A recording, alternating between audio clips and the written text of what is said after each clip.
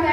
இப்ப அந்த வீட்டு வாசலுக்குள்ள வந்தா உள்ளேயே போக முடியாது. நெருக்கம், ஜனக்கூட்டத்தில் நெருக்கம், ஒரு பெரிய தடை இருக்கு, சும்மா கிடைக்க கூடாதபடி.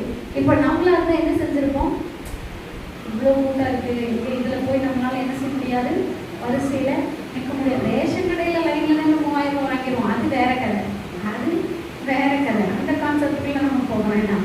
ஆனா ஜெபிக்க லைன்ல, ஐயோ இவ்வளவு நேரம், எவ்வளவு வெயில் எடுக்குது, இவ்வளவு சூடா இருக்கு, இதுக்குள்ள நம்ம எப்படி இவ்வளவு நேரம் என்ன செய்ய முடியும், காத்திருக்க முடியும்? இவ்வளவு ஜனக்கூட்டத்தின் நெருக்கத்தின் மத்தியில போகாட்டி என்ன, இன்னொரு முறை ஆண்டவர் இங்க வராமலா போயிடுவாரு, வரும்போது என்ன செஞ்சுக்கலாம், பார்த்துக்கலாம் அப்படிங்கிற எண்ணம் ஒருவேளை நமக்குள்ள என்ன செஞ்சிருக்கும், வந்திருக்கும் இல்லையா?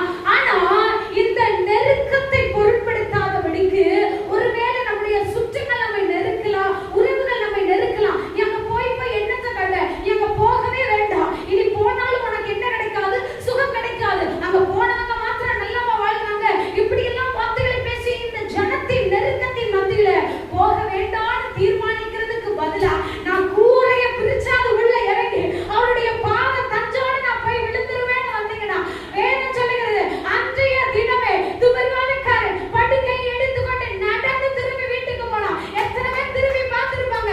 எத்தனை பேர் திரும்பி பார்த்திருப்பாங்க? 4 பேர் கட்டில வச்சு தூக்கிட்டு போனாங்கயா. வரும்போது நடந்து வர எவ்வளவு பெரிய அற்புதம். இந்த நெருக்கத்தெல்லாம் அந்த 4 பேர் பொருட்படுத்தல. இந்த நெருக்கத்தை 4 பேர் பொருட்படுத்தல. மேல பாக்குறாங்க, தூரலாம், சரி 2 பேர் ஏறு, சரி இங்க இருந்து தூக்குறேன், நீ மேல இருந்து டைரக்டா அவர்கிட்ட என்ன செஞ்சது, இறக்கிடு. அது ஒரு குறுக்கு வழியா இருந்தாலும் சாக்கு போக்குக்கு இடம் சொல்லாம, அவங்க இப்படி சொல்லிடுவாங்களே,